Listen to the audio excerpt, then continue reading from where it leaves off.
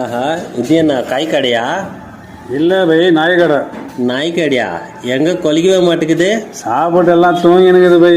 தூங்கினுக்குதா? ஆமா, இது என்ன மஞ்சாவா இருக்கு? ஒரு வாரமா அதுக்கு மஞ்சா காமல பை. மஞ்சா காமலியா? ஆமா.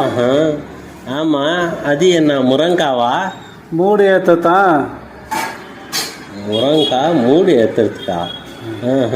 அப்போ இது இது இது எதுக்கு போய் சாப்பிட்றாங்க? சூவா? சூட குறைக்கத்தான். சூட கறிக்கவா?